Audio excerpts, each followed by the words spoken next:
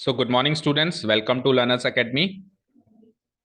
And today we are here to cover a very important topic of our grammar session, which we call what? Narration.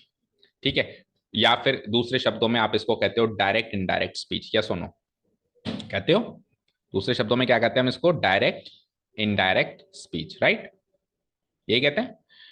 अब अपन इसको कैसे approach करेंगे? Although आप इसके बारे में काफी कुछ जानते होंगे, लेकिन फिर भी बहुत कुछ नहीं जानते होंगे, या सब कुछ नहीं जानते होंगे। तो सब कुछ तो फिर जानना भी नहीं होता, मतलब इतना नहीं जानते होंगे जितना जरूरी है ना?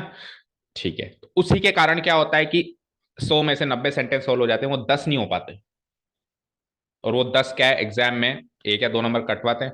और जो बच्चा फुल मार्क्स विलिंग करता है, student who is willing to score full marks, उसके लिए वो 1-2 नंबर बड़े ही मतलब दर्दनाक होते हैं कि क्यों कटे मेरे, है ना? वो क्यों कटे, मतलब आपको पूरे चाहिए, मतलब पूरे ही चाहिए, यू कैन नॉट कॉम्प्रोमाइज। और टॉपिक भी इजी है, तो क्यों नहीं आने चाहिए फुल मार्क्स? ठीक है ना? तो उसकी ओर अपन बढ़ रहे हैं, इसलिए अपन डायरेक्ट इनडायरेक्ट स्पीच आज करने के लिए बैठे हैं। अच्छा जी, अब चैप्टर को अपन कैसे अप्रोच करेंगे? मैं आपको टेंस नहीं सिखाऊंगा। First of all I expect कि आपको टेंस आता है, ठीक है? इसलिए मैंने कल एक शीट भी दी थी, ठीक है? अगर टेंस ही सीखना है तो उसकी अलग वीडियो है, वो ले लेना।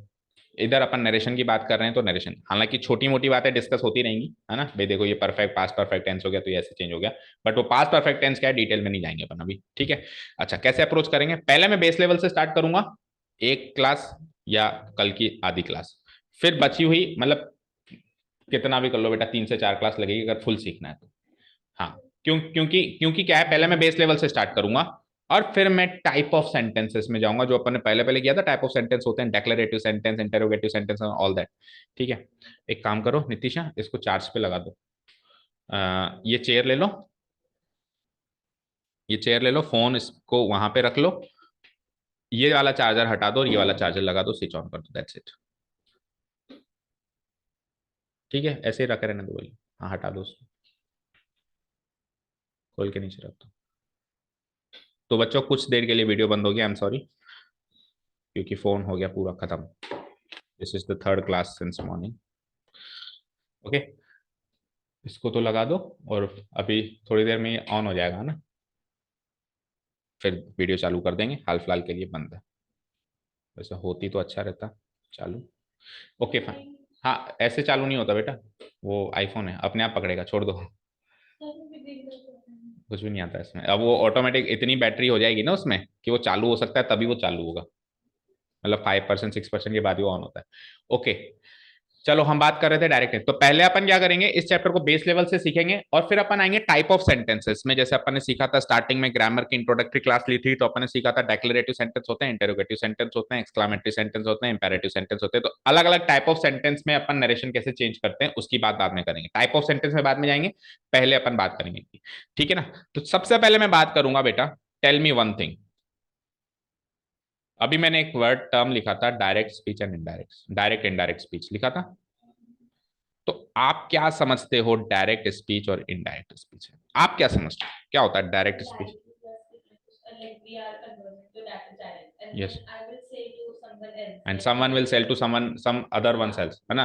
तो इट इज, हाँ हाँ, बीच में मेडिएटर आ जाए तो वो है इनडायरेक्ट। का मतलब क्या होता है? घूम फिर के। डायरेक्ट मतलब सीधे। मेरे को गोनिका को बात करनी, मैंने सीधे यहीं से कह दी, मैंने इसको बोला और उसने उसको बोला, तो ये है इनडायरेक्ट स्पीच। स्पीच का मतलब होता है कथन, बात को कहना। स्पीच मतलब बात को कहना, डायरेक्टली कहना डायरेक्ट स्पीच, घूम फिर के कहना इनडायरेक्ट स्पीच। वेरी गुड, समझ में? ठीक है। अब क्या होता है कि जब अपन मैं बात को डायरेक्टली कहता हूं तो मेरे सुर ताल अलग होते हैं, और जब बात इनडायरेक्टली पहुंचती है तो उसके सुर ताल चेंज हो जाते हैं। फॉर एग्जाम्पल, मैंने आपको कहा कि साक्षी, मैं कल ग्रामर पढ़ाऊंगा। अब ये बात आपको गोनिका को कहनी है, तो क्या आप गोनिका को ऐसे बोलोगे, गोनिका कल मैं ग्रामर पढ़ाऊंगी, ऐसे बोलोगे क्या? कैसे बोलोगे? गोनिका, कल वो सर ग्रामर पढ़ाएंगे। कुछ कुछ चेंजेस हुआ, बात तो वही है, ग्रामर आज भी मैं ही पढ़ाऊंगा और कल भी मैं ही पढ़ाऊंगा। मैं कह रहा हूं तो भी डायरेक्ट मैं पढ़ाऊंगा, आप बता रहे हो तो भी। तो एक्चुअली इनडायरेक्ट स्पीच का मतलब होता है बताना, और डायरेक्ट स्पीच का मतलब होता है कहना। कहने के लिए आदमी सामने चाहिए, और जब आप बताते हो तो आप किसी और की कही हुई बात बताते हो। There is a difference between saying and telling. Saying is बताना, एंड नहीं, सेइंग इज कहना, डायरेक्टली कहना, एंड टेलिंग इज बताना किसी चीज जो ऑलरेडी किसी ने किसी को कह दिया वो बात बताना। ठीक है, समझ में आया? तो डायरेक्ट एक्चुअली क्या होता है, इनडायरेक्ट स्पीच में अर्थ का अनर्थ भी हो जाता है कई बार। आप 10 लोगों को खड़ा करो, एक वीडियो भी आया था एक बार मेरा, बहुत अच्छा सा वीडियो था वो। एक बात किसी ने इसको कान में कुछ कहा कि अपने को धीरे धीरे करके आखिरी आखिरी तक पहुंचा दिए, है ना? तो वो 10 बार में तो वो बात ऐसी घूम गई, ऐसी घूम गई कि वो जो ओरिजिनल बात थी वो तो रही नहीं। ऐसा भी होता है ना। बट यहाँ पे हम 10 स्टेजेस में नहीं जाएंगे, हम तो बस 2 ही स्टेजेस में जाएंगे। ठीक है ना भाई, मैंने इसको कहा, उसने उसको कहा। ठीक है, तो ये होता है डायरेक्ट इनडायरेक्ट स्पीच। तो मीनिंग वाइज समझ में आया what is direct indirect speech? Narration का मतलब भी होता है नरेट करना, यानी बताना। स्टोरी, स्टोरी नरेशन होता है ना भाई, अपन स्टोरी बता रहे हैं। तो स्टोरी बता रहे हैं, तो स्टोरी के अंदर मान लो एक कैरेक्टर किसी दूसरे कैरेक्टर को कोई बात कह रहा है, अब वो बात आप तीसरे को बताओगे तो आप उसी हिसाब से थोड़ा ना बताओगे जैसे उसने कहा था। बोलो, मान लो राम ने शाम को कहा मैं पागल हूं, कहा, तो अब आप ऐसे थोड़ा ना कहोगे कि मैं पागल हूं, आप तो कहोगे उसने कहा वो पागल है मैं थोड़ी ना हूं। समझ में आई बात? तो जब आप नरेट करोगे उस चीज को, तो आप कुछ कुछ वर्ड्स का चेंजेस करोगे। अब वो कुछ कुछ वर्ड्स का चेंजेस ही चेंजेस होता है डायरेक्ट टू इनडायरेक्ट। और फिर जब रिवर्स पढ़ेंगे तो इनडायरेक्ट टू, अभी रिवर्स की बात नहीं कर रहे हैं, अभी डायरेक्ट की बात कर रहे हैं ना। वो कुछ कुछ वर्ड्स का चेंजेस ही होता है डायरेक्ट। आप एक एग्जाम्पल से स्टार्ट करते हैं, इतना सब कुछ सीखा ना। Now let's take an example. So speech दो प्रकार की होती हैं, ये सब आप जानते हो। डायरेक्ट स्पीच साक्षात कथन, इनडायरेक्ट स्पीच, या फिर उसका दूसरा नाम है रिपोर्टेड स्पीच। अब इसमें भी बहुत सारा कंफ्यूजन है कि ये एक्चुअली कहाँ होती है, अभी वो भी बताएंगे। और इसको हिंदी में कहते हैं असाक्षात। साक्षात मतलब बिल्कुल साक्षात आदमी सामने खड़ा है, और असाक्षात मतलब he is not standing in front of us, आप किसी और की बात कही हुई बता रहे हो, कही सुनी सुनाई बात बताना होता है एक्चुअली इनडायरेक्ट स्पीच। ठीक है, ओके। Now what? तो देखो एक सेंटेंस है, he said I am busy now. अब जब आप डायरेक्ट बात बताते हो तो आपने देखा होगा, जैसे आपने किसी पॉलिटिकल लीडर की बात बताई या किसी संत महात्मा की बात बताई या कोई प्रोवर्ब बताया, तो आप उसको इन्वर्टेड कॉमास में रखते हो, यस और नो? रखते हो ना? तो जब आप डायरेक्ट उसी की कही हुई बात चिपकाओगे तो आप इन्वर्टेड कॉमा में ला दो, क्योंकि सेम है वो बिल्कुल एग्जैक्ट, उसमें एक अक्षर भी इधर से उधर नहीं है। और जब आप अपने शब्दों में उसको घुमा फिरा के बताओगे, तब आप ये इन्वर्टेड कॉमा हटा दोगे। ठीक है? ठीक है, जैसे मैंने कहा राम ने मुझे कहा मैं पागल हूं, तो अब उसने भी यही कहा था मैं पागल हूं, और मैं भी ये बता रहा हूं। तो अब मैं क्या कहूंगा, इन्वर्टेड कॉमा के अंदर मैं पागल हूं। तो इसका मतलब है अभी भी वही राम ही पागल है, लेकिन अगर मैं इन्वर्टेड कॉमा हटा दूं तो मैं बताने वाला पागल हो गया। तो अब अगर मैं इन्वर्टेड कॉमा हटा रहा हूं तो मेरे को क्या बोलना पड़ेगा, वह पागल, या वह पागल था। जो जो चेंजेस होंगे अपन अभी देखेंगे। समझ में आ गई बात? Clear? Okay. He said I am busy now, ये तो है डायरेक्ट स्पीच। ठीक है ना? और इसका इनडायरेक्ट स्पीच बनता है एक, अभी ये मत सोचो कि सर ये कैसे बना क्या बना, अभी केवल मीनिंग वाइज समझो, है ना? एक एक चेंजेस को अपन ध्यान से देखेंगे। एक सेंटेंस बना, he said that he was busy then. उसने बताया या उसने कहा था कि वो उस समय बिजी था। अभी जब वो आपको कह रहा है तो वो कह रहा है मैं अभी बिजी हूं। जब ये बात आप तीसरे आदमी को बताओगे, तो आप ऐसे थोड़ा ना बताओगे वो अभी बिजी है। आप जाओगे उसके पास, थोड़े से टाइम हो जाएगा, पहुंच मतलब, आप एक्सेप्शनल केस मत लेना कि सर हैंड टू हैंड बता दिया। हैंड टू हैंड अगर वो वहीं खड़ा है तो वही बात कर लेगा फिर। इनडायरेक्ट स्पीच में अपन ऐसे मानते हैं कि कुछ टाइम के बाद आप वो बात बता रहे हो। तो आप जब आप कुछ टाइम के बाद वो बात बताओगे, तो अभी थोड़ा ना बिजी है वो तो उस समय बिजी था ना। तो आप कैसे बताओगे, उसने बताया कि वो तो उस समय बिजी था, इसलिए वो उसने वो काम नहीं किया था। डन? तो ये चेंजेस हुए यहां से यहां। तो इसको कहते हैं डायरेक्ट स्पीच, जिसमें बात इन्वर्टेड कॉमा में एज इट इज छाप दी जाए, चिपका दी जाए। और इसको कहते हैं क्या, इनडायरेक्ट स्पीच, जिसमें बात को अपने शब्दों में मीनिंग तोड़कर और बता दिया जाए, मतलब इस तरीके से बताया जाए कि मीनिंग कन्वे हो जाए। अच्छा, एक चीज हमेशा याद रखना, डायरेक्ट से इनडायरेक्ट स्पीच में आते टाइम मीनिंग वही होना चाहिए सेंटेंस। अगर आपने मीनिंग में चेंजेस कर दिए तो आपने गलती कर दी। तो कभी भी आप जब चेंज कर दो ना, तो एक बार पढ़ के देखा करो, सेम मीनिंग वही निकल रहा है ना। अगर उसने कहा था कि उसने टाइगर को मारा है, तो इनडायरेक्ट स्पीच में भी वही व्यक्ति टाइगर को मारना चाहिए, ऐसा नहीं हो टाइगर उसको मार दे। ठीक है ना? ये नहीं होना चाहिए, मीनिंग वही होना चाहिए एग्जैक्टली। ठीक है, तो मीनिंग वही होना चाहिए, बस आपको बात को कन्वे करना। ठीक है, तो अब इसके अगर टुकड़े करें, तो ही सैड को कहेंगे, मतलब ये जो सैड है ये एक वर्ब है, से की सेकंड फॉर्म है, समझते हो? तो इसको क्या कहेंगे, रिपोर्टिंग वर्ब। क्या कहेंगे, रिपोर्टिंग वर्ब। जो बात एज इट इज है उसको कहेंगे डायरेक्ट स्पीच। ये पूरा सेंटेंस हालांकि डायरेक्ट स्पीच में, लेकिन इसको भी अगर पार्ट्स में कहें तो इसमें डायरेक्ट स्पीच तो ये है डायरेक्ट स्पीच। ये डायरेक्ट स्पीच बताने के लिए जिस वर्ब का इस्तेमाल किया उसको कहेंगे रिपोर्टिंग वर्ब। रिपोर्ट करने वाली वर्ब। रिपोर्ट करने का मतलब होता है बताना, रिपोर्ट करना, रिपोर्ट करने वाली वर्ब। ओके। नाउ व्हाट, जब अपन इनडायरेक्ट स्पीच में आ जाएंगे, तो ये पूरी की पूरी बात होती है रिपोर्टेड स्पीच। ये पूरी की पूरी बात क्या होती है, रिपोर्टेड स्पीच। इसमें ऐसा नहीं है कि ये रिपोर्टिंग वर्ब है, क्योंकि अब ये पहले दो सेंटेंस थे, तो इसकी वर्ब अलग सोच रहे थे, इसकी वर्ब अलग सोच रहे थे। अब ये पूरा एक ही सेंटेंस है, इन्वर्टेड कॉमास हट गए, तो मैं क्या कहूंगा, इस पूरी बात को कहूंगा रिपोर्टेड स्पीच है। कई बच्चों को मिसकंसेप्शन होता है कि ये रिपोर्टेड स्पीच है। कई बच्चे कहते हैं कि सर ये रिपोर्टिंग वर्ब, ये रिपोर्टेड स्पीच। गलत, ये डायरेक्ट स्पीच है। रिपोर्टेड स्पीच तो ये पूरा का पूरा सेंटेंस है, इसको अपन इनडायरेक्ट स्पीच भी कह सकते हैं। रिपोर्ट कर दिया गया स्पीच, ऐसी स्पीच जो रिपोर्ट कर दी गई, तो रिपोर्ट से पूरी बात कही गई। रिपोर्टिंग स्पीच जैसी कोई चीज मैंने तो नहीं सुनी, बच्चे भी नहीं बोलते हैं, रिपोर्टेड स्पीच ही बोलते हैं। ये मिसकंसेप्शन है कि ये रिपोर्टेड स्पीच है, ये रिपोर्टिंग वर्ब है, जबकि वो डायरेक्ट स्पीच है। और रिपोर्ट, हाँ, रिपोर्टेड स्पीच कन्वर्टेड सेंटेंस है, जो आपने इनडायरेक्ट स्पीच में चेंज कर दिया उसको कहते हैं रिपोर्टेड स्पीच। तो ये मिसकंसेप्शन क्लियर हुआ, अगर आपको भी था तो ठीक है, याद रहेगा आगे के लिए। चलिए अब बात करते हैं कि सर ये तो आपने बना दिया, बनाया कैसे। तो कुल मिला के तीन तरह के चेंजेस देखो, डायरेक्ट से इनडायरेक्ट आते टाइम जो चेंजेस होते हैं उसको हम दो पार्ट्स में डिवाइड करते हैं। फर्स्ट ऑफ ऑल, पहला पार्ट है मेजर चेंजेस, दूसरा पार्ट है माइनर चेंजेस। हालांकि इसमें नहीं लिखा वो major changes minor changes. Major changes होते हैं तीन, जिसकी बात अभी अपन कर रहे हैं। ये चेंजेस हमेशा होंगे, कुछ एक्सेप्शनल केसेस को छोड़ के। ये कैसे, ये चेंजेस 99% तो होंगे होंगे, अभी बताएंगे कौन कौन से होंगे। Minor changes sentence to sentence differ करेंगे, डेक्लेरेटिव के अलग, इंटेरोगेटिव के अलग, एम्पेरेटिव के अलग, एक्सक्लामेटरी के अलग। तो जब अपन टाइप ऑफ सेंटेंस में घुस जाएंगे तब वो माइनर चेंजेस की बात करूंगा मैं, ठीक है ना। जैसे इन्वर्टेड कॉमा हटा देते हैं तो सेड टू का टोल्ड हो जाता है, ये सब माइनर चेंजेस हैं, ये सेंटेंस टू सेंटेंस डिफर करेंगे। जैसे इंटरोगेटिव में आस्क्ड हो जाएगा, डेक्लेरेटिव में टोल्ड हो जाएगा, तो ये माइनर चेंजेस है। इसकी बात मैं अभी कहीं भी नहीं करूंगा, शायद आज की क्लास में करूँ ही ना। तो मैं जिस चीज की बात कर रहा हूं आप फोकस वो करना। जैसे मैंने एक डायरेक्ट स्पीच का सेंटेंस लिखा, मैंने इसको इनडायरेक्ट स्पीच में चेंज कर दिया, तो अब मैं तो गलत तो नहीं करूंगा ना भाई, इधर स्क्रीन पे गलत चीज तो नहीं दिखा सकते। तो मैंने सारे चेंजेस करके बताए हैं, आप फोकस करो मैं जिसकी बात कर रहा हूं। मैं टेंस की चेंज की बात कर रहा हूं तो आप टेंस की चेंज की बात करो। आप सेट टू को टोल्ड में चेंज किया, इस पे फोकस ना करें, क्योंकि वो तो जब मैं माइनर चेंजेस पे आऊंगा तब बताऊंगा ना। और जब सारे चेंजेस खत्म हो जाएंगे फिर टोटल कन्वर्जन की बात करेंगे।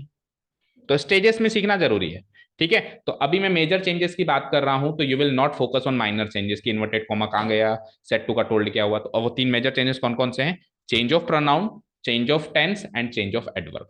क्या कहा? Change of pronoun, change of tense, change of adverb, ठीक है। और एडवर्ब दो तरह के होते हैं जो यहाँ पे चेंज होते हैं, एक टाइम वाला एडवर्ब, एक प्लेस वाला एडवर्ब, ठीक है ना। एडवर्ब का मतलब होता है वर्ब की विशेषता बताने वाला। तो जनरली तीन तरह के एडवर्ब होते हैं, adverb of manner, adverb of time और एडवर्ब ऑफ प्लेस। वर्ब किस तरीके से हुई? Adverb of manner. वर्ब किस जगह हुई, क्रिया किस जगह हुई? Adverb of place. वर्ब किस समय हुई? Adverb of time. जैसे कि I went to Jaipur on Monday, तो on Monday is the adverb of time in this sentence. I went to Jaipur भी एक एडवर्ब ऑफ प्लेस है, दो दो एडवर्ब्स यूज हुए हैं। By car is adverb of manner. तो एडवर्ब ऑफ मैनर कहीं भी चेंज नहीं होगा, केवल एडवर्ब ऑफ टाइम चेंज होगा और एडवर्ब ऑफ प्लेस, और वो भी स्पेसिफिक कुछ वर्ड्स का ही चेंज होगा, सबका नहीं होगा। तो चेंज ऑफ एडवर्ब्स में तो कुछ वर्ड्स की लिस्ट है, बस एक लिस्ट है, वो याद कर लो। चेंज ऑफ एडवर्ब खत्म। मेन तो है change of pronoun and change of tense. अब बच्चों को ऐसा लगता है कि चेंज ऑफ टेंस बड़ी खतरनाक चीज है, जबकि एक्चुअली नहीं है। खतरनाक चीज ये है, प्रोनाउन नहीं चेंज होता, और अगर आपसे हुआ है दैट मीन्स आपने अच्छे लेवल के देखे ही नहीं है, अभी दिखाएंगे। प्रोनाउन चेंज नहीं होता। प्रोनाउन क्या होता है तो पता है?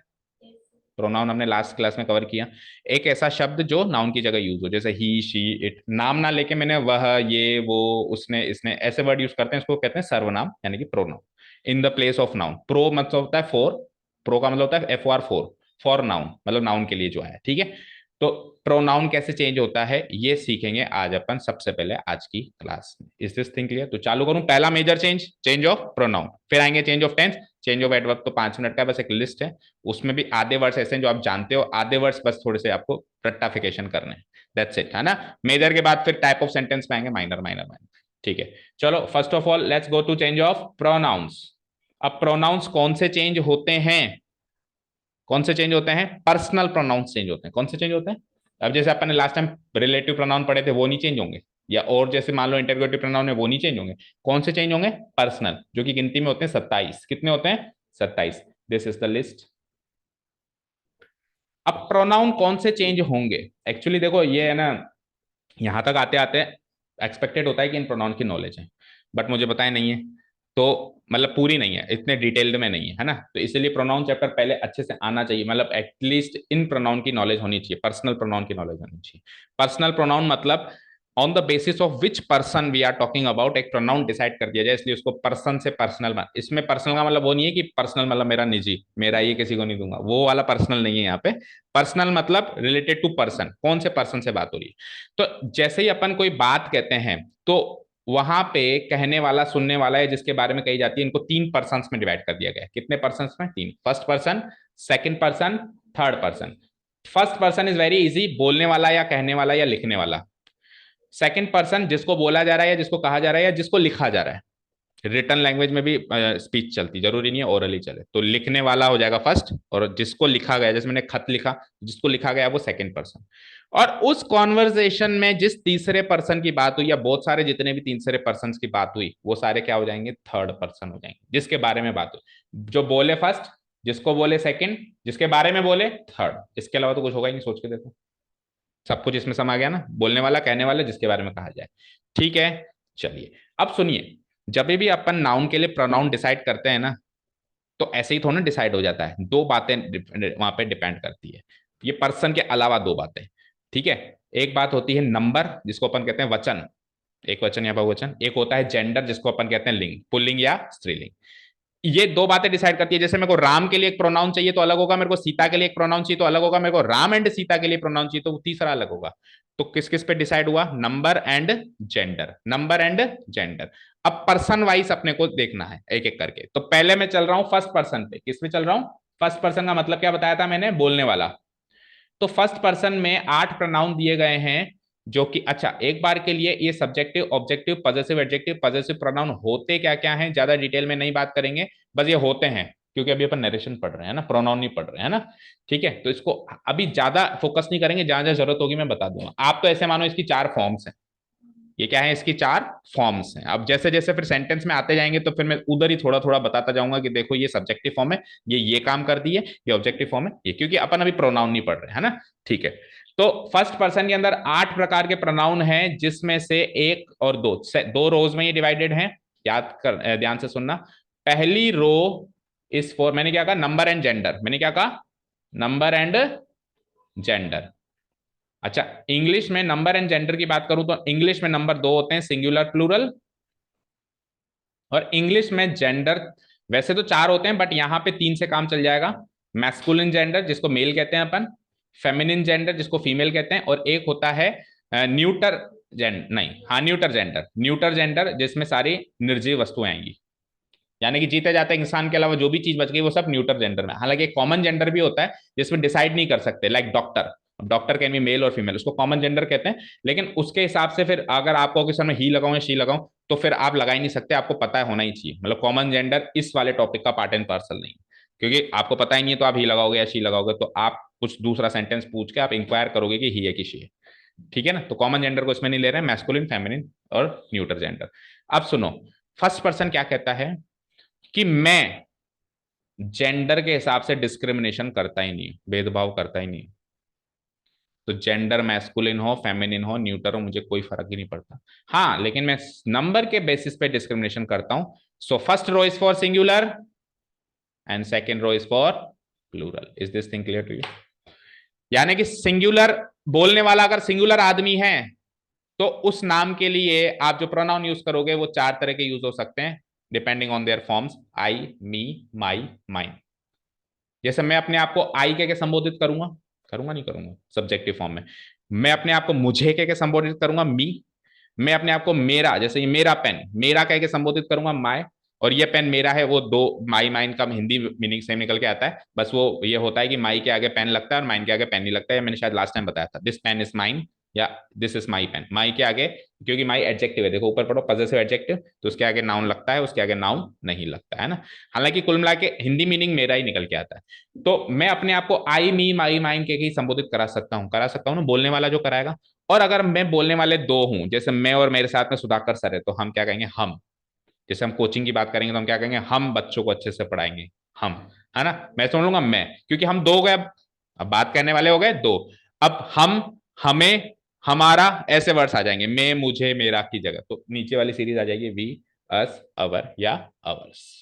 जेंडर से बताओ डिस्क्रिमिनेशन होगा क्या? बताओ।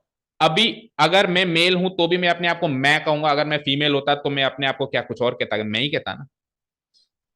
भाई एक लड़का भी अपने आप को मैं ही कह के संबोधित करेगा, मेरा कह के संबोधित करेगा, और फीमेल भी मैं या मेरा कह के ही संबोधित करेगी।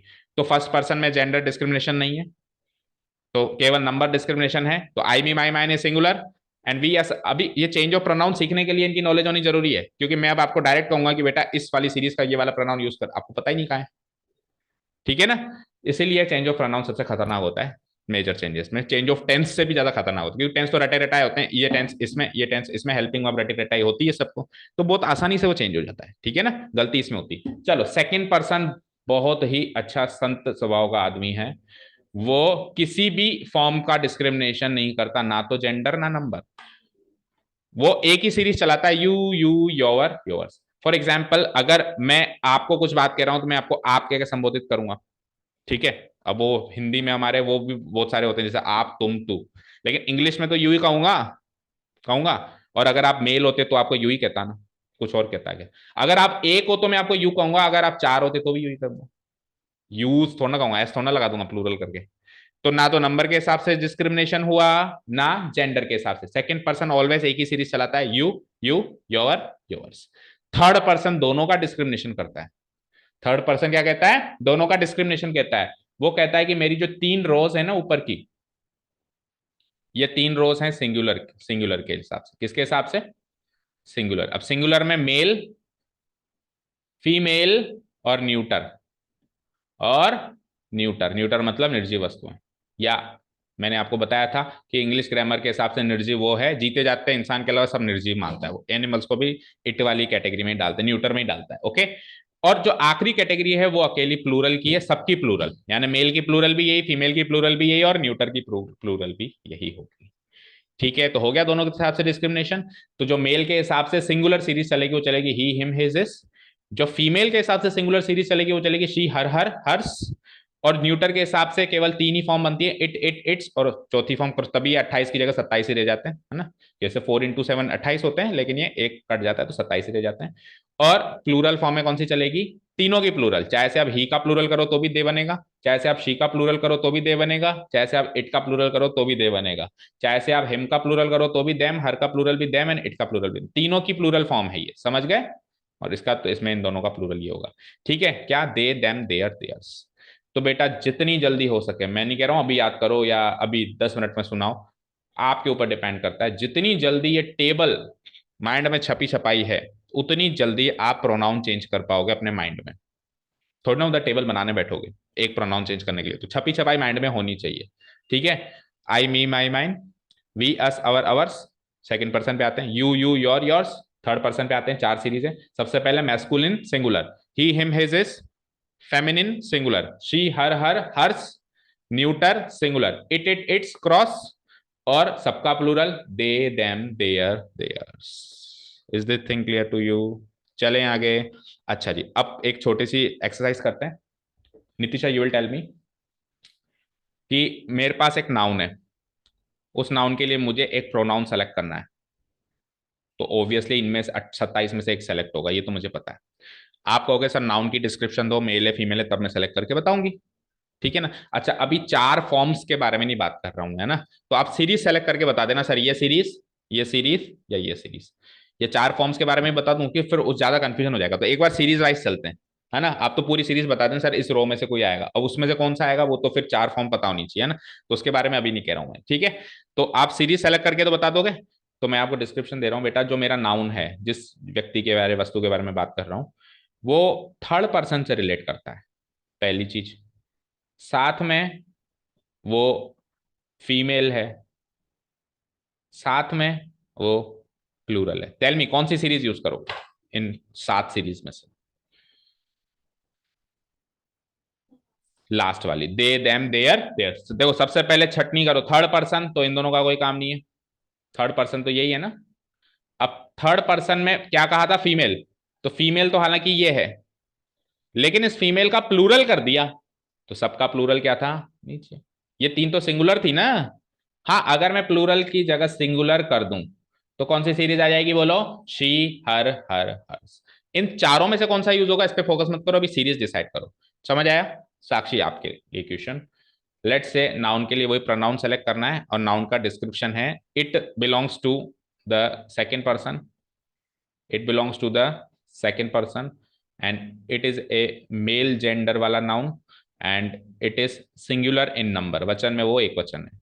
तो टेल मी कौन सी सीरीज सेलेक्ट करोगे? एक ही सीरीज है सर. आपने जैसे ही वर्ड बोला ना सेकंड पर्सन, तो मैंने आपकी बाकी बातों को तो कहा सुना अनसुना कर दिया. आप मेल बोलते तो भी यही बनती, तो फीमेल बोलते तो भी यही बनती, आप सिंगुलर बोलते न्यूट्रल जेंडर बोलते, सेकंड पर्सन में एक ही सीरीज है. सोचना ही नहीं है. इन चार में से कौन सा सोचना है उस पर भी फोकस कर नहीं रहे, अभी बताएंगे उसके बाद. ठीक है, Monika to you. Let's say अगर फर्स्ट पर्सन है, फर्स्ट पर्सन है, उसके अंदर न्यूट्रल जेंडर है. क्या कहा? Neutral gender. और उसके अंदर सिंगुलर है. बताओ फर्स्ट वन ही आएगी. जैसे मैंने कहा फर्स्ट पर्सन तो दो सीरीज मिली. सर आप जेंडर बताई क्यों रहे हो? फर्स्ट पर्सन तो जेंडर डिस्क्रिमिनेशन करता ही नहीं है. आप बस नंबर बताओ, सिंगुलर या प्लूरल. सिंगुलर ऊपर वाली, प्लूरल नीचे वाली. तो अगर मैंने सिंगुलर कहा तो आई, मी, माई, माई, ये सीरीज सेलेक्ट हो गई. समझ में आई? यहां तक कोई दिक्कत नहीं है. अब अगर मैं इसमें से ये भी उठा के बता दूं कि बेटा इसमें से मुझे तीसरी फॉर्म चाहिए, तो फिर आप पर्टिकुलरली प्रोनाउन पे भी पहुंच जाओगे. अभी तक आप सीरीज पे पहुंच रहे थे, सर माई सेलेक्ट कर लो. पर्टिकुलर आप प्रोनाउन पे भी पहुंच जाओगे. समझ आया? समझ आया बेटा? ठीक है, चलें आगे. तो ये याद हो जाएगा, याद हो जाएगा, ये याद हो ही जाना चाहिए, है ना. आप वीडियो से पॉज करके इसको नोट डाउन कर लेना इफ यू वांट, है ना. ओके चलो आगे चलते हैं. अब देखना है कि फोन चालू हुआ क्या, वो फोन देखना. तो आगे की थोड़ी सी रिकॉर्ड भी कर लें.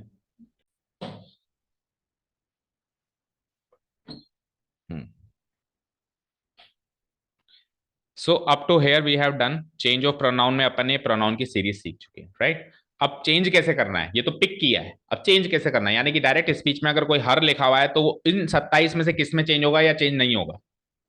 डायरेक्ट स्पीच में अगर कहीं सर यू लिखा हुआ है तो वो इनडायरेक्ट स्पीच में यू का क्या बनेगा? ये बनेगा, ये बनेगा, ये बनेगा. कहाँ, कौन सा मैं प्रोनाउन यूज करूँ? ये है चेंज ऑफ प्रोनाउन.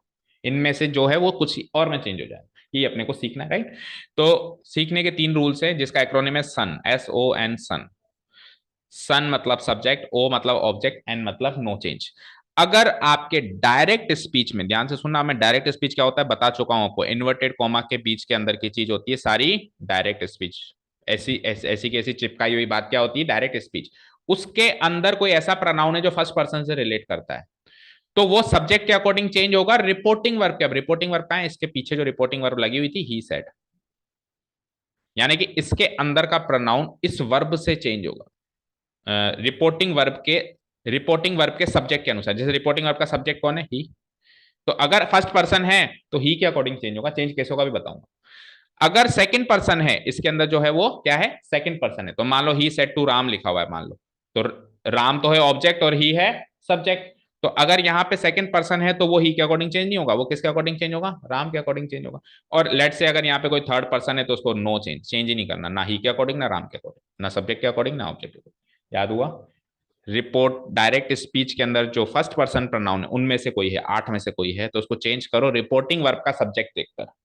अगर डायरेक्ट स्पीच में कोई सेकंड पर्सन प्रोनाउन है तो उसको चेंज करो रिपोर्टिंग वर्ब के ऑब्जेक्ट के अकॉर्डिंग. और अगर डायरेक्ट स्पीच में कोई थर्ड पर्सन प्रोनाउन है तो चेंज ही मत करो. याद रहे, रिपोर्टिंग वर्ब के प्रोनाउन चेंज नहीं करते. दैट मीन्स आप इस ही को और राम को चेंज नहीं कर सकते. जो भी चेंज होंगे इस डायरेक्ट स्पीच के प्रोनाउन चेंज होंगे. टेंस चेंज होगा, डायरेक्ट स्पीच का चेंज होगा. एडवर्ब चेंज होगा, डायरेक्ट स्पीच का चेंज होगा. जो भी होगा वो जो बात उसने कही उसमें चेंजेस होंगे. और इधर क्या क्या चेंजेस होंगे, होंगे इधर भी चेंजेस, ऐसी बात नहीं है, बट वो माइनर चेंजेस हैं, वो सेंटेंस टू सेंटेंस डिफर करेंगे, उसके बारे में अभी चर्चा कर ही नहीं रहे कि इधर क्या क्या चेंजेस होंगे. अभी चर्चा कर रहे हैं अंदर जाके क्या क्या इन्वर्टेड कॉमा के अंदर जो बात कही गई उसमें क्या क्या चेंजेस होंगे. ठीक है, एक्रोनिम याद हुआ. First person as per the subject of the reporting verb, second person as per the object of the reporting verb, and third person no change. ठीक है, चलें आगे. अब चेंज करके बताते थे actually. Okay so let's do it. ध्यान से देखना. ठीक है, तो पहला रूल यही कहता है, उस एक्रोनिम को डिस्क्राइब कर रहे हैं. पहला रूल क्या कहता है? डायरेक्ट स्पीच में आने वाले फर्स्ट पर्सन प्रोनाउन जो कि दो सीरीज से रिलेट करते हैं, आई या वी. अब आई का मतलब आई की सारी सीरीज, वी का मतलब वी की केवल दो ही, थोड़ा 8 है ना. ठीक है ना, सिंगुलर प्लूरल के हिसाब से. को रिपोर्टिंग वर्ब के as per the object subject के अकॉर्डिंग बदला जाता है या चेंज किया जाता है. Let's take an example. चलें, जब तक एग्जांपल नहीं सीखेंगे तब तक क्या ही समझ आएगा. तो सेंटेंसेस ध्यान से देखना. ही सेड टू मी, उसने मुझसे कहा, I am not well today, मैं आज ठीक नहीं हूं। लेट्स से मैंने आपसे पूछा साक्षी गायत्री का है। अब आप साक्षी गायत्री के घर गए थे और गायत्री ने कहा मैं ट्यूशन नहीं आ रही हूँ। आपने कहा क्यों, क्या हुआ? तो उसने आपको क्या कहा? मैं आज ठीक नहीं हूँ। उसने आपको एज इट इज क्या बात कही? मार्क माई वर्ड्स, उसने एज इट इज क्या बात कही? मैं आज ठीक नहीं हूँ। अब मैं आपसे पूछ रहा हूँ कि उसने क्या कहा, तो आप मेरे को ये बात कन्वे करोगे? तो क्या आप ऐसे बोलोगे मैं आज ठीक नहीं हूँ? आप क्या बोलोगे? मैं विल चेंज टू वह, वह या वो। हिंदी में अपन कैजुअल लैंग्वेज में वह का वो कर देते हैं, एक्चुअली वो कोई शब्द नहीं होता, वह होता है ना। वह या वो। अभी की जगह आप कहोगे उस समय। क्या कहोगे आप? वो उस, मान लो मैंने 4 दिन के बाद बात पूछी आपसे, तो आप क्या कहोगे? गायत्री ने सर मुझे ऐसे कहा था कि वो उस समय ठीक नहीं थी। तो मैं अभी ठीक नहीं हूं विल चेंज टू वह उस समय ठीक नहीं थी। तो मैं का वह हुआ वो है चेंज ऑफ प्रोनाउन।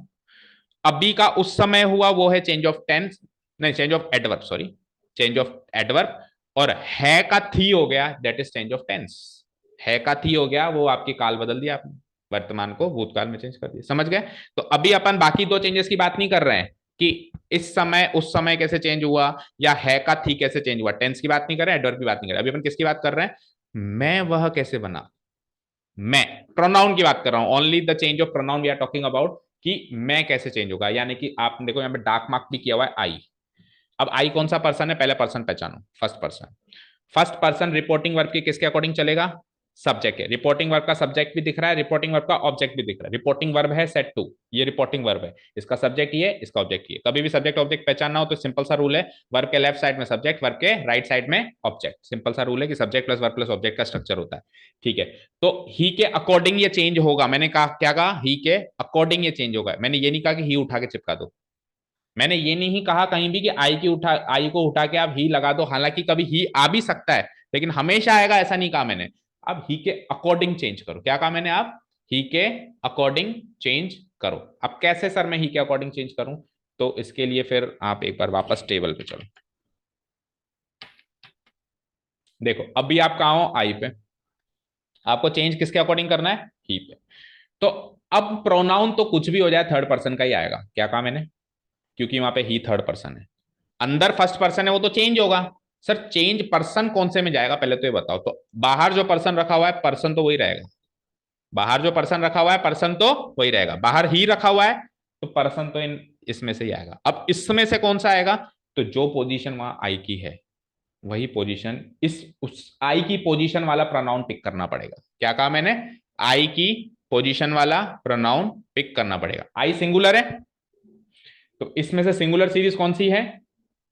ये तीन, यानी कि चौथी सीरीज का तो काम आएगा ही। अब ये चेक करो कि आई जो है मेल है कि फीमेल है। तो सेंटेंस क्या था? राम या ऐसे कुछ था क्या वहां पे? ही। तो ही जो होगा मेल ही होगा, ही तो मेल ही होगा। तो दैट मीन सिंगुलर में भी कौन सी सीरीज सेलेक्ट हो गई? ये वाली सेलेक्ट हो गई। अब यहां तक भी सिलेक्शन हो जाता है। अब इन चार में से कौन सा पिक होगा? तो वो कौन सी फॉर्म में दिखाई दे रहा है? सब्जेक्टिव। तो इसकी भी कौन सी फॉर्म आएगी? सब्जेक्टिव। लेट्स से अगर वो मी होता तो कौन सी फॉर्म आती? हिम आती। नहीं, अगर वो आई की जगह मी होता, अंदर डायरेक्ट स्पीच में आई नहीं होता, क्या होता? मी होता। तो me would have change to him. वो ही नहीं लेता मैं कॉपी पेस्ट करके। अभी तो आपको लग रहा होगा सर आपने ही को कॉपी पेस्ट किया है। मैंने बिल्कुल सेट करके लिया है कि सब्जेक्टिव से सब्जेक्टिव आया। अगर वो reporting verb sorry direct speech में आई की जगह मी होता तो उधर ही है बट फिर भी ही नहीं आता, क्या आता? हिम आता। क्योंकि सेकंड फॉर्म से सेकंड फॉर्म आएगी, थर्ड फॉर्म से थर्ड फॉर्म आएगी, फोर्थ फॉर्म से फोर्थ फॉर्म आएगी। ये भी चेक करना पड़ेगा कि वो सिंगुलर है तो सिंगुलर फॉर्म ही आएगी। वो भी चेक करना पड़ेगा कि मेल फीमेल के हिसाब से। मान लो नाम लिखा हुआ आ गया राम तो आपको पता चल जाएगा राम मैस्कुलिन है या सीता लिखा हुआ आ गया तो आपको पता चल जाएगा फेमिनिन। उस हिसाब से आपको ही या शी सेलेक्ट करना है। तो आपको इन शॉर्ट ये चीज समझ में आ गई क्या कि आई ही कैसे बना? बोलो, आई ही कैसे बन गया यहाँ पे? ये समझ में आ गया? He said to me. तो देखो, अब देखो ये सेट टू टोल्ड कैसे हुआ, इस पे इग्नोर मारो। हालांकि अब मैं तो सेंटेंस दूंगा तो पूरा सही करके दूंगा क्योंकि सारे व्यूअर्स देखते हैं, अच्छा नहीं लगता कि सर ये क्या कर रहे हो। मान लो किसी ने वीडियो यहीं से देखना स्टार्ट किया तो क्या कहेगा, सर ने तो गलत पढ़ा रखा था। तो मैं तो सेंटेंस सही दूंगा बट आप अभी फोकस करो ओनली ऑन दिस पार्ट। ये इन्वर्टेड कॉमा कहां गए वो भी भूल जाओ, दैट कहां से है वो भी भूल जाओ। आप फोकस करो डायरेक्ट स्पीच के अंदर प्रोनाउन कैसे बदला। We are talking about change of pronoun in direct speech. तो आई ही कैसे हुआ ये समझ में आया सबको अच्छे से समझ में आया, इसके कारण हुआ। और ये आई सब्जेक्टिव फॉर्म है तो ही की सब्जेक्टिव फॉर्म, या सब्जेक्टिव फॉर्म मत बोलो, फर्स्ट फॉर्म बोलो, फर्स्ट फॉर्म ही होती है। ठीक है, सेकंड सेंटेंस ले। ठीक है, नेक्स्ट सेंटेंस। तो नेक्स्ट रूल देखो फिर।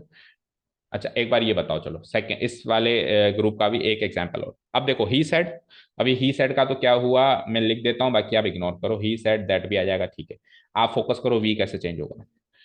तो वी फर्स्ट पर्सन है, it will change according to he, लेकिन वी प्लूरल है, वी क्या है, तो ही नहीं आएगा, ही की प्लूरल फॉर्म आएगी।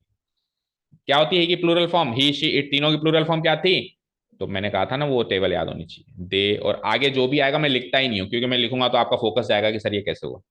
They had one the match आएगा वैसे, बट मैं नहीं लिख रहा हूं, मैं आपको ये फोकस करवा रहा हूं कि वी कैसे दे में चेंज हो गया। समझ आया। देखो आई तो ही में चेंज हुआ बिकॉज आई वॉज सिंगुलर, और वी दे में चेंज हो गया बिकॉज वी इज प्लूरल।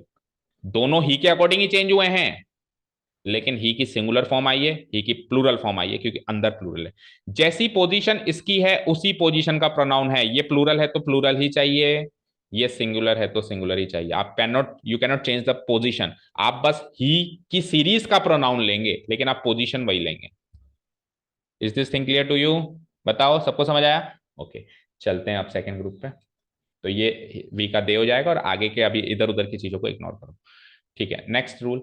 अगर डायरेक्ट स्पीच में सेकंड पर्सन प्रोनाउन है, वैसे बता चुका हूं एक्रोनिम से, बट डिस्क्रिप्शन है तो रिपोर्टिंग वर्ब के किसके अकॉर्डिंग बदला जाएगा, ऑब्जेक्टिव। चलो लेट्स टेक अ सेंटेंस। अब देखो you is a second person pronoun, तो अब गीता के अकॉर्डिंग नहीं चेंज होगा, सब्जेक्ट गीता है बट इसके अकॉर्डिंग नहीं चेंज होगा। सेकंड पर्सन प्रोनाउन किसके अकॉर्डिंग चेंज होगा, ऑब्जेक्ट के अकॉर्डिंग, दैट मींस मी के अकॉर्डिंग चेंज होगा। किसके अकॉर्डिंग चेंज होगा, तो क्या मैं मी छाप दूं यहाँ पे, गलत। पोजीशन आपको वही रखनी पड़ेगी, तो आपको यू की पोजीशन चेक करनी पड़ेगी।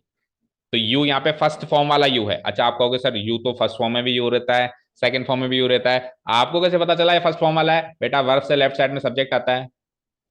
फर्स्ट फॉर्म सब्जेक्टिव फॉर्म थी और सेकंड फॉर्म ऑब्जेक्टिव फॉर्म थी। अगर ये यू इसके राइट साइड होता तो ये वाला यू होता, क्योंकि वर्ब के बाद आता है ऑब्जेक्ट, और वर्ब से पहले क्या आता है, सब्जेक्ट। तो वर्ब से लेफ्ट साइड वाला जो यू है वो फर्स्ट फॉर्म वाला यू है। तो मी फर्स्ट फॉर्म में थोड़ा ना रहता है, मी की सीरीज क्या थी, आई, मी, माई, माइन।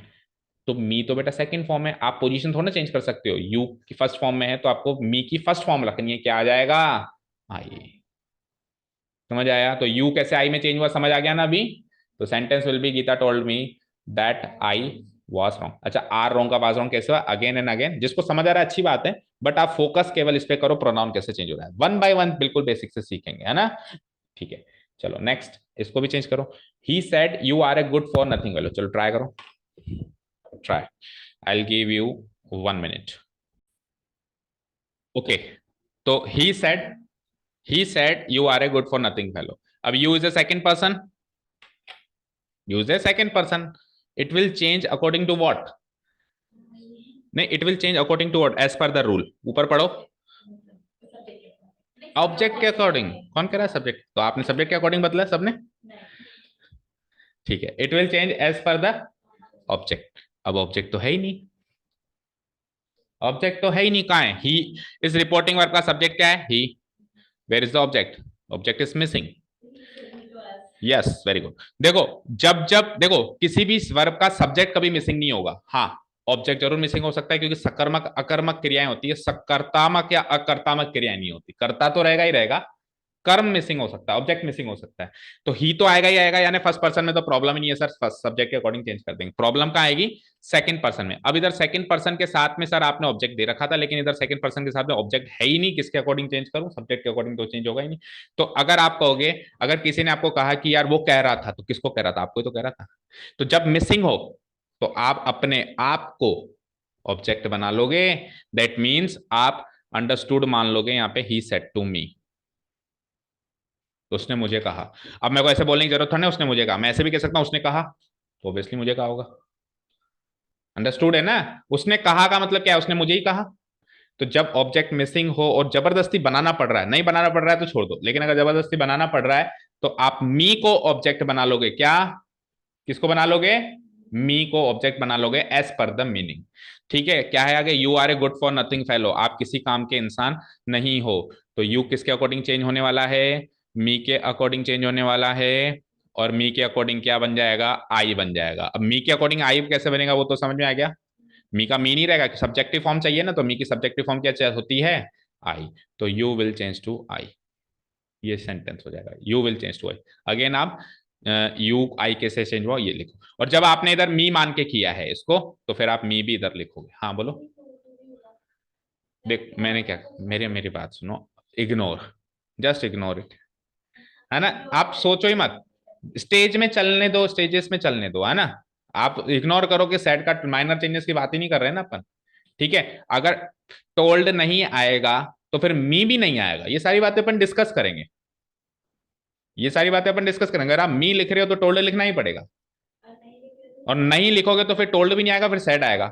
और अगर लेकिन अगर मैं यहाँ पे मी नहीं लिखता हूं तो वो आई कहां से लिख दिया फिर आपने, बनाया है तो किसके अकॉर्डिंग बनाया, यू शुड मेंशन। आप अगर ही टोल्ड अस लिखोगे यहाँ पे तो उसको भी लिखना पड़ेगा, आपको इन दोनों का कॉम्बिनेशन तो बताना पड़ेगा, 1 to 1।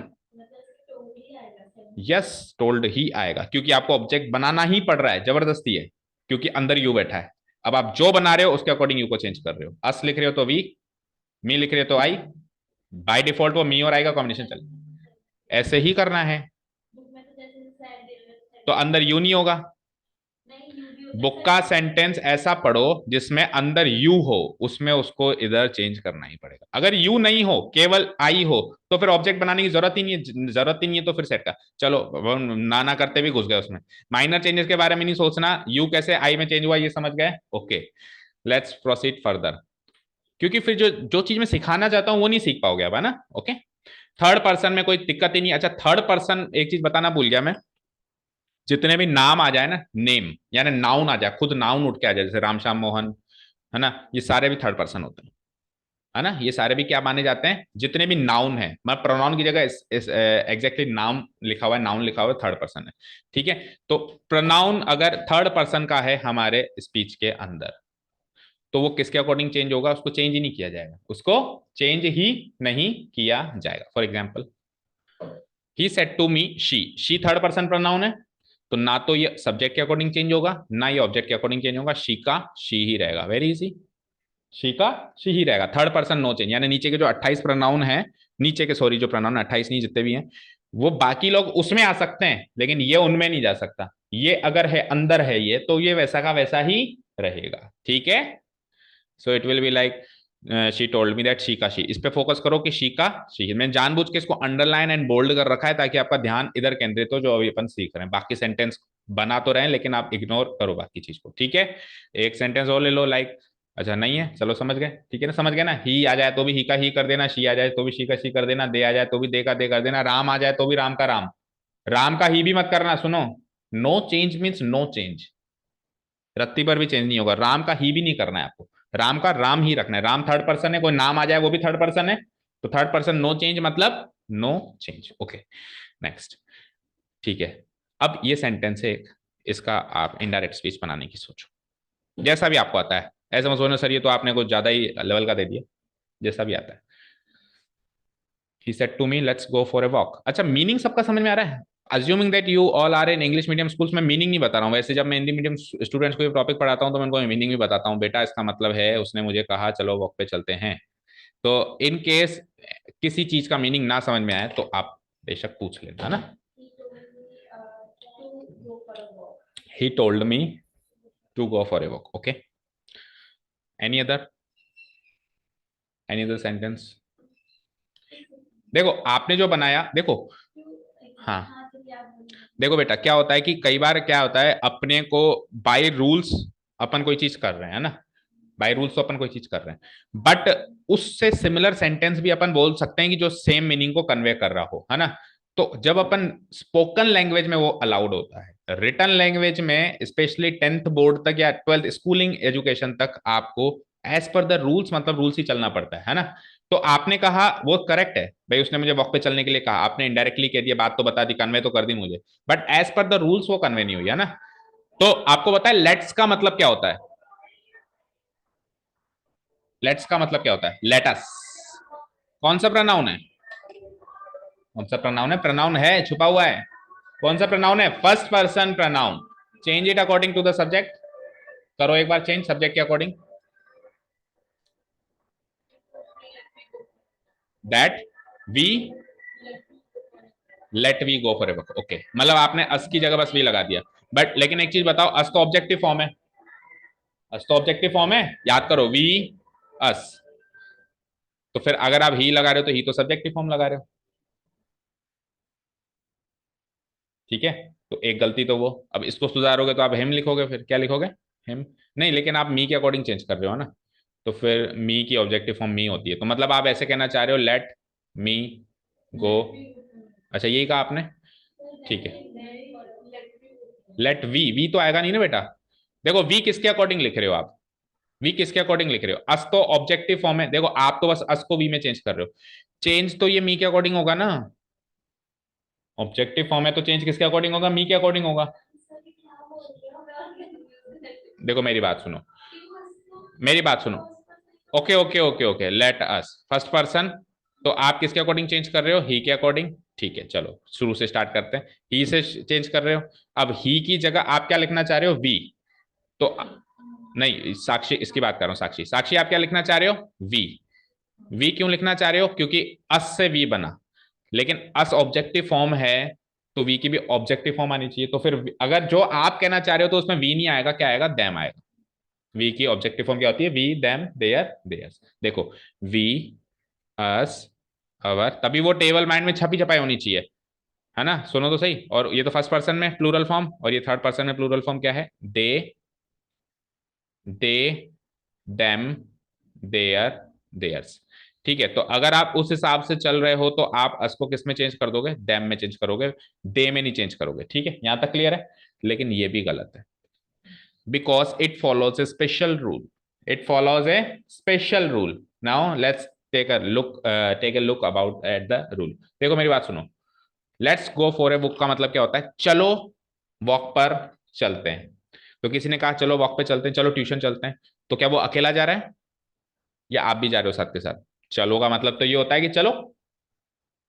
तो एक ऐसा प्रोनाउन यूज करना पड़ता है जिसमें एक्शन करने का जो मीनिंग है वो दोनों पे अप्लाई हो, क्योंकि चलो का मतलब तो होता है चलो, दोनों चलो। तो रूल क्या है? ध्यान से सुनना, ध्यान से सुनना। अगर सेंटेंस में लेट्स है या लेटस एक ही बात है, तो अब आप आओ रिपोर्टिंग वर्ब के पास। रिपोर्टिंग वर्ब का सब्जेक्ट और ऑब्जेक्ट चेंज चेक करो। आप कहोगे सर अस के हिसाब से तो केवल सब्जेक्ट चेंज किया जाता है, वो ऑब्जेक्ट क्यों चेक करा रहे हो? लेट लगा हुआ है इसलिए चेक करा रहा हूं, क्योंकि लेट का मीनिंग इस पे भी आ रहा है और इस पे भी आ रहा है। लेट मतलब दोनों लोग, बोलने वाला भी और सुनने वाला भी।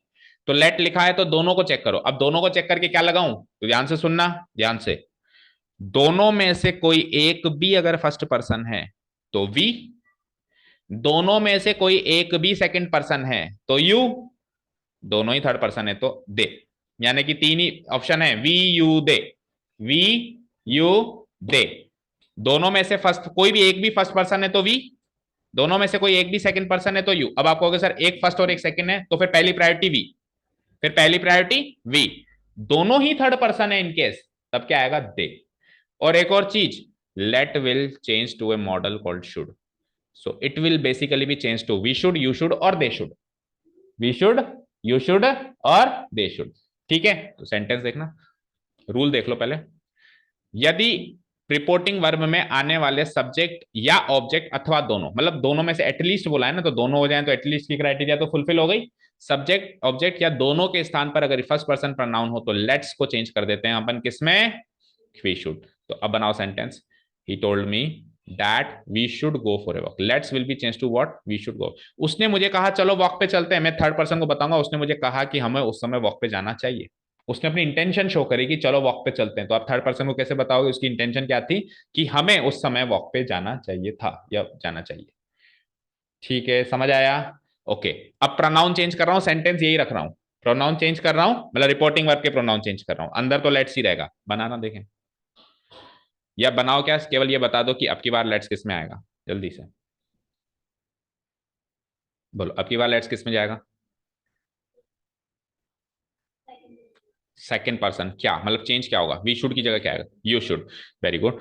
सब्जेक्ट या ऑब्जेक्ट में से कोई भी एक भी, अगर एक भी, दोनों आ जाए तो अच्छी बात है, लेकिन एक भी अगर सेकंड पर्सन है तो फिर लेट्स किस में चेंज हो जाएगा, यू शुड में चेंज हो जाएगा। किस में चेंज हो जाएगा, यू शुड। उसने तुमसे कहा चलो वॉक पे जाओ, तो मैं थर्ड पर्सन को ये बताऊंगा कि उसने तुम्हें बताया कि तुम लोगों को वॉक पे जाना चाहिए, मैं क्यों जाऊं, तुमको कहा ना उसने सजेशन तुमको दिया ना उसने, so you should go for a walk. तो सेकंड रिपोर्टिंग वर्ब में आने वाले सब्जेक्ट या ऑब्जेक्ट तथा दोनों के स्थान, अथवा दोनों भी लिख रहा हूं, देखो अगर दोनों आ जाए तो भी ये रूल चलेगा। सेकंड पर्सन प्रोनाउन हो तो डायरेक्ट स्पीच में let's will be change to what, you should. तो इस सेंटेंस का इनडायरेक्ट स्पीच बनेगा ही सजेस्टेड। अब देखो अगेन ये सेट टू सजेस्टेड कैसे हुआ, इस पे do not focus at all, इसमें do not focus at all, ये क्यों हुआ, ये सारी बात अपन माइनर चेंजेस में करेंगे, मोस्ट प्रोबेबली कल की क्लास में करेंगे, ठीक है। Okay, so let's change to you should, ये पे ध्यान दो आप, है ना। ठीक है, अब एक क्लास जिसमें दोनों ही थर्ड पर्सन हो उसमें दे शुड, जैसे कि ही सेड टू राम, ही भी थर्ड पर्सन, और राम कोई नाम आ जाता है वो भी थर्ड पर्सन, तो अब लेट्स किस में चेंज हो जाएगा, बोलो, दे शुड। ये इजी सा रूल याद हुआ, अभी चेंज ऑफ प्रोनाउन का ही पार्ट है या ना, सब्जेक्ट तथा ऑब्जेक्ट दोनों के स्थान पर थर्ड पर्सन हो तो फिर दे शुड। अब यहाँ पे एक रूल हालांकि लिखा हुआ नहीं है, अगर एक फर्स्ट पर्सन हो, जैसे यहाँ पे फर्स्ट पर्सन था लेकिन सेकंड पर्सन नहीं था, यहाँ पे सेकंड पर्सन था लेकिन फर्स्ट पर्सन नहीं था, लेकिन अगर दोनों आ जाए तो प्रायोरिटी वी शुड को दी जाएगी, प्रायोरिटी इसको दी जाएगी, फिर फर्स्ट पर्सन को दी जाएगी। Is this thing clear to you, याद हुआ, ये समझ में आया अच्छे से। सो चेंज ऑफ प्रोनाउन में जो चीज समझानी थी, एक तो वो टेबल और एक ये स्पेशल रूल है कि कैसे लेटस चेंज करते हैं अपन, उसको याद रखना है। इसके बाद अब दो मेजर चेंजेस हैं, एक तो है चेंज ऑफ एडवर्ब्स और change of tense. Change of adverbs में बेटा केवल और केवल मेरे पास एक लिस्ट है, उस लिस्ट को याद करते जाओ। दिस किस में चेंज हो जाता है बेटा, दैट में चेंज हो जाता है, ठीक है, आगे बढ़ते हैं। दीज किस में चेंज हो जाता है बेटा, दोज में चेंज हो जाता है। हेयर किस में चेंज हो जाता है, देयर। ये कुछ स्पेसिफिक वर्ड्स है जो बस याद करते चलो, है ना। Here will be change to there. Now किस में, देन में। दिस मतलब ये है, दैट मतलब वह। आपको अगर डायरेक्टली किसने यह कहा है तो आप उसको इनडायरेक्टली किसी तीसरे पर्सन को वह कह के संबोधित करोगे। दीज ये, दोज वो, हेयर यहां, देयर वहां। अब तो आप जगह चेंज करके किसी और को बताने आए हो ना, तो अब यहां थोड़ा ना कहोगे भाई यहां आग लग गई, आप क्या कहोगे, वहां आग लग गई। आप जगह चेंज करके कहीं और आ गए, ठीक है। नाउ अभी आग लगी है, देन उस समय आग लगी थी, ठीक है ना। टुडे आज, जब आप 4-5 दिन के बाद कहोगे तो आप कहोगे उस दिन, that day, okay. Today that, ये तो आपको शायद स्कूल में भी अच्छे से बता दिया होगा, ये कुछ स्पेसिफिक वर्ड्स नहीं बताए। Tonight will be change to that night. Tomorrow will be change to next day, लेकिन अगर कल को नेक्स्ट डे आ जाए तो टुमारो में मत चेंज कर देना। अच्छा, ये रिवर्स डायरेक्शन में कहीं भी नहीं आएगा, कहने का मतलब ये कि अगर हेयर आ जाए तो देयर करना है, लेकिन देयर आ जाए तो भी देयर ही करना है। नहीं, डायरेक्ट टू इनडायरेक्ट में भी अगर देयर आ जाए तो, डायरेक्ट स्पीच में मान लो देयर आ गया तो उसको हेयर मत कर देना, ये वाइसी वर्सा नहीं है, ठीक है। और यहाँ पे एक स्पेशल रूल फॉलो हो रहा है, टुमारो नेक्स्ट होता है और नेक्स्ट फॉलोइंग बन जाता है, क्या बन जाता है, नेक्स्ट। मतलब अगर मान लो नेक्स्ट, जैसे यहाँ पे वीक लिखा हुआ है, मान लो नेक्स्ट डे भी होता है यहाँ पे, तो फिर ऐसा नहीं टुमारो कर दो, फॉलोइंग डे हो जाता। अब जो भी लिखा हुआ है, वीक लिखा हुआ है तो वीक, मंथ लिखा हुआ है तो मंथ, ईयर लिखा हुआ है तो ईयर, मतलब नेक्स्ट वर्ड किस में चेंज हो जाएगा, द फॉलोइंग में चेंज हो जाएगा, ठीक है। अच्छा जी, प्रीवियस किस में चेंज होगा, यस्टरडे किस में चेंज होगा, सबसे पहले प्रीवियस डे, है ना। नेक्स्ट, अच्छा प्रीवियस किस में चेंज होगा, कुछ होते हैं कि देखो सारे वर्ड्स अपन शामिल नहीं कर सकते। द प्रीवियस डे किस में चेंज होगा, द प्रीवियस में चेंज होगा। जो नहीं गिवन है उसमें अपने को छेड़छाड़ नहीं करनी है, we should follow the fix set of rules, that's it, okay, ठीक है। Next, last week will be change to the previous, वो लास्ट नाइट अगर प्रीवियस नाइट है तो लास्ट वीक इसमें चेंज हो जाएगा, प्रीवियस वीक में चेंज हो जाएगा, बस नाइट और वीक की जगह नाइट और वीक चेंजेस से, बाकी लास्ट वर्ड प्रीवियस में चेंज होगा। आई गो बिफोर, ठीक है, जैसे 3 years अगो, तो इनडायरेक्ट स्पीच में क्या लिखोगे, 3 years before, okay. Next, 10 change हो जाएगा सो, 10 कहीं पे लिखा हुआ है तो so. Hence will be change to thence, ठीक है ना, hence will be change to thence. Hereby, thereby, मतलब आज हर ह वाली चीज द में चेंज हो रही है, चेक करो। हिथर थिथर, हिथर थिथर क्या होता है पता है, पोएटिक लैंग्वेज में यूज होता है इधर उधर।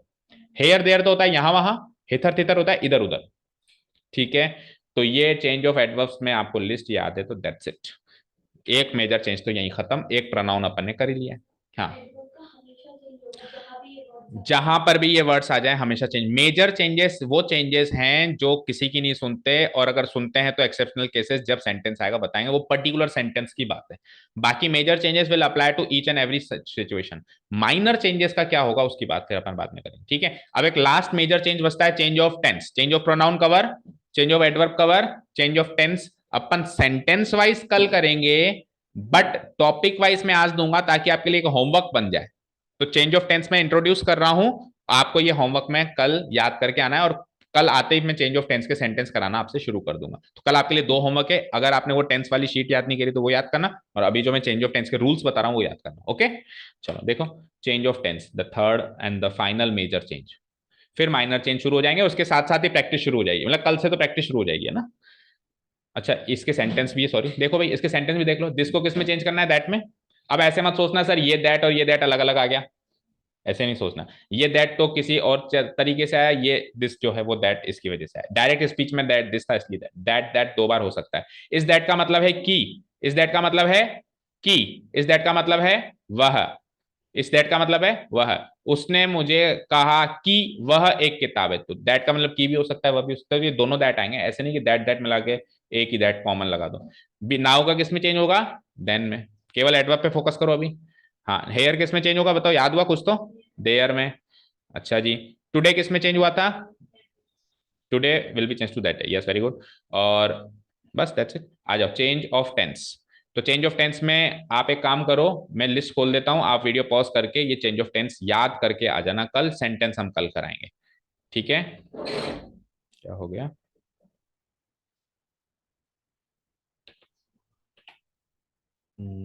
ये लो। हाँ जी, तो देखो, आपको 12 टेंस की नॉलेज होनी चाहिए, उसके लिए वो शीट, हाँ हाँ आप जाओ, बाकी आप वीडियो से देख लेना, है ना। आपको 12 टेंस की नॉलेज होनी चाहिए, है ना। और 12 टेंस को कैसे चेंज करते हैं वो पता होना चाहिए। तो मुझे बताओ, 12 टेंस पता है आपको कौन कौन से होते हैं। प्रेजेंट टेंस के चार पार्ट्स बताओ। सिंपल प्रेजेंट, जिसको अपन प्रेजेंट इंडेफिनिट भी बोलते हैं।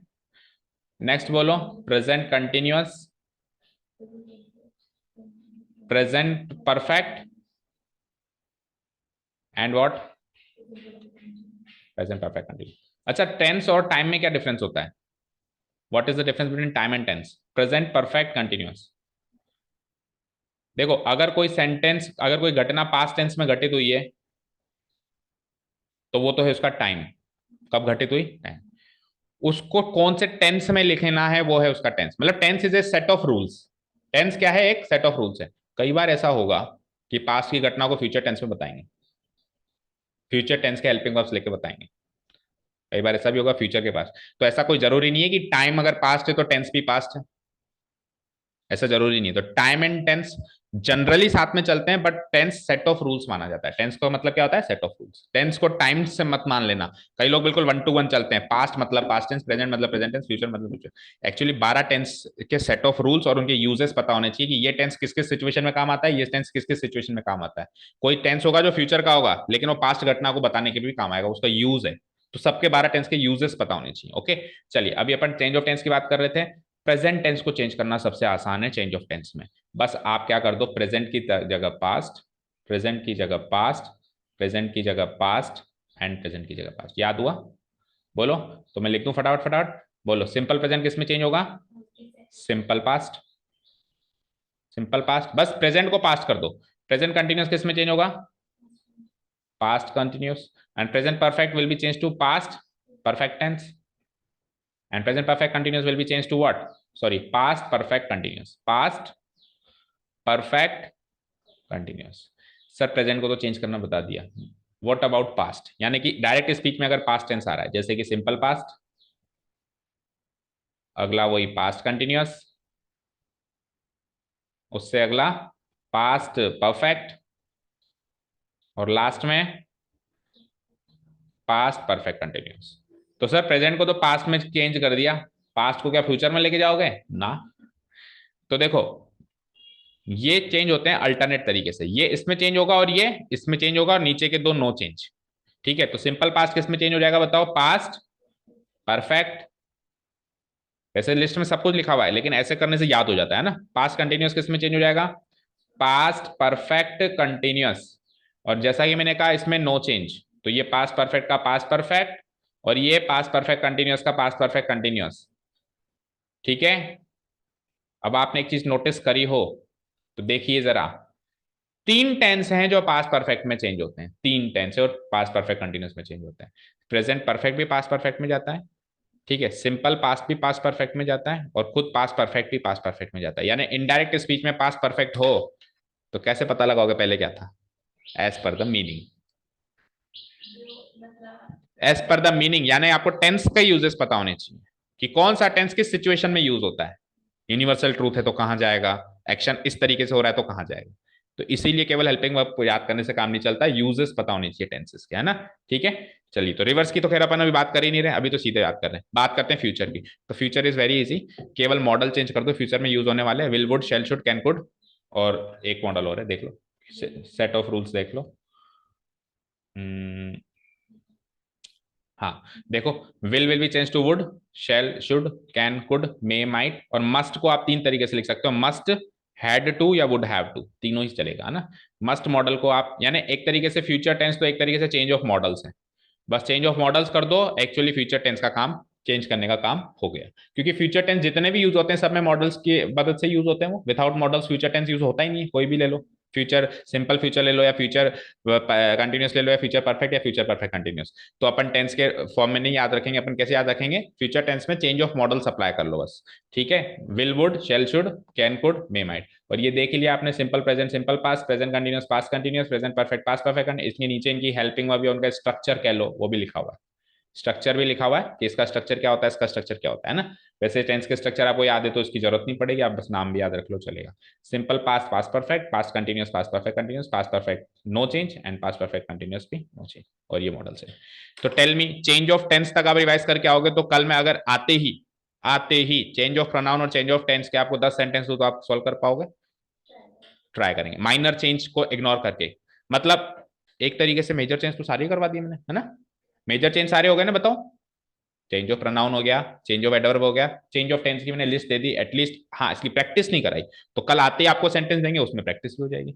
तो कल अपन एनी हाउ माइनर चेंज शुरू कर देंगे, declarative first type of sentence शुरू कर देंगे, ठीक है। चलिए, तो आज के लिए काफी है, thank you so much for listening to us, have a nice day, keep learning and bye bye.